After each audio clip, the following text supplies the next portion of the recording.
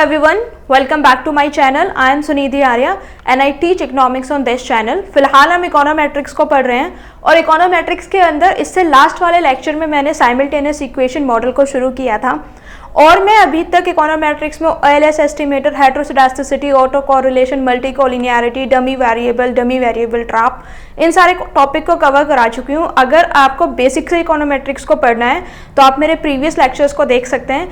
आज के इस वीडियो में हम साइमल्टेनियस इक्वेशन मॉडल को आगे की तरफ पढ़ेंगे और उसमें जो पर्टिकुलरली आइडेंटिफिकेशन का प्रॉब्लम आता है साइमल्टेनियस इक्वेशन में, उसको एड्रेस करने की कोशिश करेंगे। ये समझेंगे कि आइडेंटिफिकेशन प्रॉब्लम की ज़रूरत क्यों होती है, आइडेंटिफिकेशन प्रॉब्लम आता कैसे है, और हम किसी भी जो भी इक्वेशंस हैं साइमल्टेनियस इक्वेशन, और हम जो भी साइमल्टेनियस इक्वेशन मॉडल में इक्वेशन है उनको कैसे आइडेंटिफाई कर सकते हैं। आज के इस लेक्चर को समझने के लिए साइमल्टेनियस इक्वेशन मॉडल का बेस समझना बहुत ज़रूरी है। इसीलिए आई वुड रिक्वेस्ट कि आप जाके पहले मेरे इससे पहले वाले लेक्चर को देखिए ताकि आपको आज का लेक्चर अच्छे से समझ में आए। देखिए, अगर हम लिटरल वर्ड की बात करें आइडेंटिफिकेशन, तो इसका मतलब होता है पहचानना। लेकिन साइमल्टेनियस इक्वेशन में हमें क्या पहचानना होता है? हमें ऐसा क्या पहचानना होता है साइमल्टेनियस इक्वेशन मॉडल में कि ये हमारी एक प्रॉब्लम बन गई है? देखिए, हमें स्ट्रक्चर की पता लगाना होता है। किस चीज़ का स्ट्रक्चर? कि ये जो साइमल्टेनियस इक्वेशन है एक मॉडल के अंदर, उसका स्ट्रक्चर क्या है। और हमें ये क्यों पता लगाना है? क्योंकि अगर साइमल्टेनियस इक्वेशन मॉडल का स्ट्रक्चर क्लियर हो जाएगा तो हम उसको एस्टिमेट आराम से कर सकते हैं। ठीक है, एस्टिमेशन में हेल्प हो जाए और हमें यह पता चल जाए कि जो साइमल्टेनियस इक्वेशन मॉडल है उसको हम एस्टिमेट कर भी सकते हैं या नहीं भी कर सकते हैं। इसके लिए हमें किसकी ज़रूरत होती है? इसके लिए हमें आइडेंटिफिकेशन की ज़रूरत होती है। यानी कि आइडेंटिफिकेशन जो है वो पहला स्टेप है साइमल्टेनियस इक्वेशन मॉडल में, और आइडेंटिफिकेशन के बाद में एस्टिमेशन आता है। ठीक है, अब हमें यह समझना है कि आइडेंटिफिकेशन होता कैसे है। जब मैंने आपको साइमल्टेनियस इक्वेशन मॉडल पढ़ाया था तो मैंने उसमें आपको मार्केट इक्विलिब्रियम के थ्रू समझाया था। मैंने आपको समझाया था कि जो क्वांटिटी डिमांड है और जो क्वांटिटी सप्लाई है, ये दोनों मिलकर हमारी इक्विलिब्रियम क्वांटिटी और प्राइस को बताते हैं। लेकिन मैंने आपको बताया था कि डिमांड के अंदर सप्लाई कर्व के स्लोप का रोल होता है और सप्लाई के अंदर डिमांड कर्व के स्लोप का रोल होता होगा।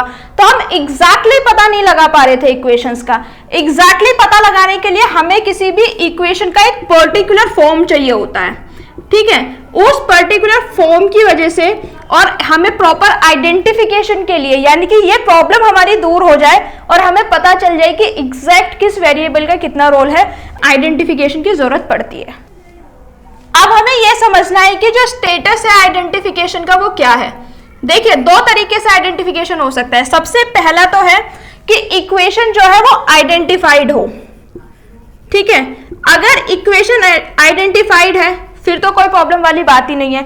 हम इसमें इनडायरेक्ट लीस्ट स्क्वायर का मेथड लगाएंगे और पूरे मॉडल को कंस्ट्रक्ट कर देंगे। प्रॉब्लम तब आती है जब हमारी जो इक्वेशन है वो आइडेंटिफाइड ना हो, यानी कि नॉट आइडेंटिफाइड। ठीक है, अगर ये नॉट आइडेंटिफाइड है तो इसके अंदर दो कंडीशन होंगी। सबसे पहली, या तो अंडर आइडेंटिफाइड होगी या फिर ओवर आइडेंटिफाइड होगी। अंडर आइडेंटिफाइड का क्या मतलब है? कि जितने वेरिएबल्स हमें पता होने चाहिए या जितने वेरिएबल्स की इंफॉर्मेशन होना हमारे लिए जरूरी है किसी भी मॉडल को कंस्ट्रक्ट करने के लिए, उतने हमारे पास नहीं है। और ओवर आइडेंटिफाइड का क्या मतलब है? ओवर आइडेंटिफाइड का मतलब यह है कि जितने की हमें रिक्वायरमेंट है उससे ज्यादा वेरिएबल है, यानी कि more than required variables present होंगे। और अंडर का क्या मतलब है? लेस देन रिक्वायर्ड वेरिएबल्स जब हमारे पास प्रेजेंट होंगे। ठीक है, आई होप इतना आपको क्लियर हो गया होगा। जब हमारी प्रॉपर आइडेंटिफाई हो जाएगी तो हम उसमें ILS लगाएंगे। ये सारे मेथड मैं आपको लास्ट वीडियो में बता चुकी हूँ और इसके बाद वाली जो वीडियोस आएंगी उसमें मैं सॉल्व करके भी बताऊंगी कि अगर एग्जैक्टली इक्वेशन आइडेंटिफाई हो जाती है तो उसमें ILS को कैसे लगाएंगे। लेकिन अगर प्रॉपर आइडेंटिफाई नहीं है और अगर वो अंडर आइडेंटिफाई है फिर तो उसमें कोई भी इकोनोमेट्रिक मॉडल वर्क ही नहीं करेगा, यानी कि वो मॉडल जो है वो आगे डेवलप नहीं हो सकता। लेकिन अगर ओवर आइडेंटिफाइड है तो हम इसमें क्या लगा सकते हैं इसमें हम मैक्सिमम लाइक्लीहुड वाला मेथड लगा सकते हैं। मैंने आपको बताया था पार्शियल और कंप्लीट दो तरीके का मैक्सिमम लाइक्लीहुड फंक्शन बनता है हमारा, तो मैक्सिमम लाइक्लीहुड लगा सकते हैं। और क्या लगा सकते हैं, और हम इसमें 2 स्टेज या 3 स्टेज लीस्ट स्क्वायर मेथड्स भी लगा सकते हैं। आई होप आपको आइडेंटिफिकेशन प्रॉब्लम का बेस और कॉन्सेप्ट जो है वो क्लियर हो गया होगा।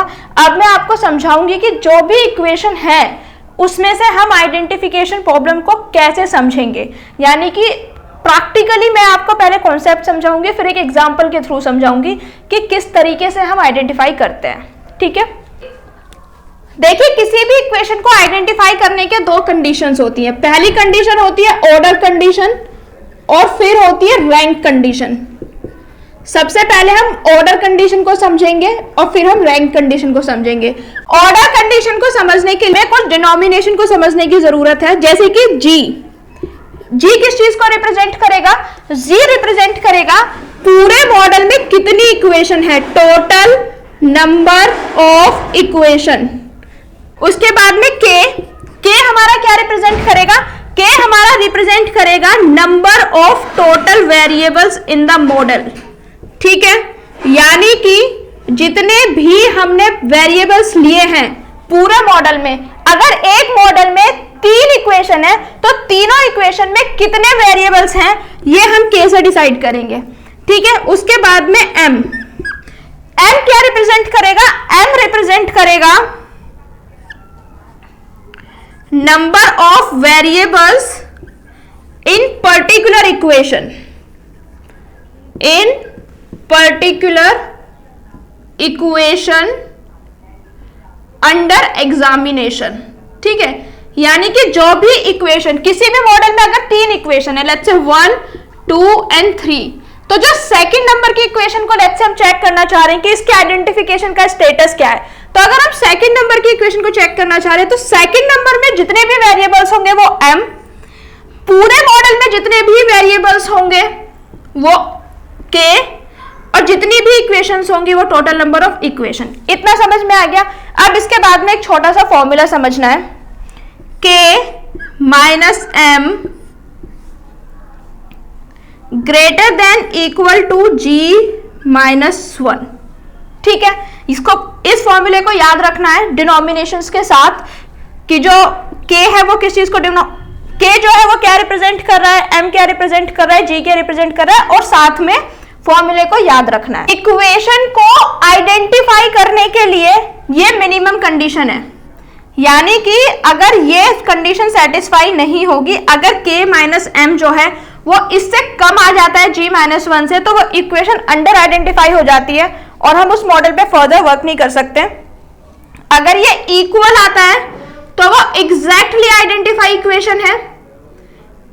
ठीक है, यानी कि जितने वेरिएबल्स की हमें जरूरत है उतने वेरिएबल्स हमें गिवन है, और अगर ये ग्रेटर देन आता है, लेट्स से यहाँ पे 8 है और यहाँ पे 7 किसी भी मॉडल को सॉल्व करने के बाद, तो ये ओवर आइडेंटिफाइड इक्वेशन है। ठीक है, और किसी भी कंडीशन में अगर ये रिवर्स हो जाता है, यहाँ पे 7 आता है और यहाँ पे 8 आता है, तो ये कैसी इक्वेशन है, ये अंडर आइडेंटिफाइड इक्वेशन है। ठीक है, रैंक हमने ऑर्डर हमने समझ लिया है, लेकिन आपको यह समझना है कि ऑर्डर जो है ना वो नेसेसरी कंडीशन है, वो सफिशिएंट कंडीशन नहीं है। तो हमें क्या करना पड़ेगा, हमें रैंक कंडीशन को भी देखना पड़ेगा, और रैंक कंडीशन जो है वो नेसेसरी और सफिशिएंट दोनों है। ठीक है, यानी कि रैंक कंडीशन हमें हर मॉडल में चेक करनी ही पड़ेगी, ये देखने के लिए कि इसका आइडेंटिफिकेशन का स्टेटस क्या है। अब हमें यह देखना है कि हम रैंक कंडीशन को कैसे चेक करेंगे। रैंक कंडीशन हम किस तरीके से चेक करेंगे, मैंने आपको बताया था टोटल नंबर ऑफ इक्वेशन कितनी होती है, g। ठीक है, रैंक कंडीशन तब सेटिस्फाई होगी जिस तरीके से हम मैथमेटिक्स में मैट्रिसेस से डिटरमिनेंट को पढ़ते थे ना, सेम वही कंडीशन है, लेकिन इकोनोमेट्रिक्स में कैसे यूज होगी वो मैं अभी आपको समझा रही हूं। g minus 1। ठीक है, अगर यहां पे 4 है, टोटल नंबर ऑफ इक्वेशन 4 है, और g माइनस 1 हमारा क्या हो गया, ऑब्वियसली बात है 3 हो गया। अगर हम 3 ऑर्डर का कोई भी ऐसा डिटरमिनेंट बना दे जो कि नॉन जीरो हो, ठीक है, डिटर्मिनेंट कोई भी ऐसा बना दे जो कि नॉन जीरो हो। Determinant should be equal to some constant, ये नॉन जीरो होना चाहिए, नेगेटिव होगा तो भी चलेगा। डिटर्मिनेंट अगर हमारा नॉन जीरो हो तो हमारे रैंक कंडीशन सेटिस्फाई हो जाती है। इफ एंड ओनली इफ, यानी कि केवल यही कंडीशन है रैंक को सेटिस्फाई करने के लिए।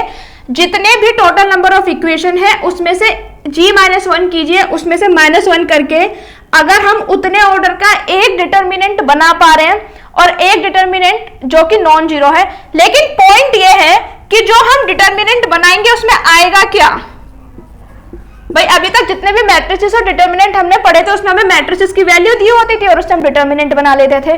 देखिए जो डिटर्मिनेंट होगा उसमें कोफिशिएंट आएंगे, लेकिन जो कोफिशिएंट आएंगे उसमें उस इक्वेशन के कोफिशिएंट इंक्लूड नहीं होंगे जिसको हम चेक कर रहे हैं। जैसे कि अगर हम इसमें सेकंड इक्वेशन को चेक कर रहे हैं तो सेकंड इक्वेशन के जो कोफिशिएंट है वो काउंट नहीं होंगे, ठीक है। सेकंड इक्वेशन के अलावा जितनी भी इक्वेशन है उनके कोफिशिएंट्स को हम कंसीडर करेंगे और मैट्रिसेस ड्रॉ करने की कोशिश करेंगे, ठीक है। That's it for today's videos guys. I hope आपको मेरा आज का वीडियो बहुत अच्छा लगा होगा, बहुत इन्फॉर्मेटिव लगा होगा। इस वीडियो में मैंने आइडेंटिफिकेशन प्रॉब्लम को समझाया है और ये बताया कि प्रॉब्लम की जरूरत, आइडेंटिफिकेशन की जरूरत क्यों है और इस प्रॉब्लम को हम कैसे सॉर्ट आउट कर सकते हैं। इसे नेक्स्ट वाली वीडियो में हम एक एग्जांपल के थ्रू समझेंगे कि किस तरीके से अगर हमें कोई भी एक मॉडल गिवन है तो हम कैसे एक मॉडल में रैंक और ऑर्डर कंडीशन के थ्रू उसकी आइडेंटिफिकेशन स्टेटस का पता लगा सकते हैं। If you like the video please like it, share it with your friends and subscribe to the channel. Subscribe करने के बाद नोटिफिकेशन बेल को जरूर ऑन करें ताकि नेक्स्ट टाइम मैं जो भी वीडियो अपलोड करूं, जो कि इसका एग्जांपल होगा, मैं एक पूरा मॉडल कंस्ट्रक्ट करके कहीं से एग्जांपल लेके पूरा आपको सिखाऊंगी कि किस तरीके से रैंक और ऑर्डर की कंडीशंस को हम चेक करते हैं। तो वो वीडियो जल्द से जल्द आपको मिले, इसलिए नोटिफिकेशन बेल को भी ऑन कर दीजिएगा। If you like my video please like it, share it and subscribe to the channel. Until next time, thank you so much.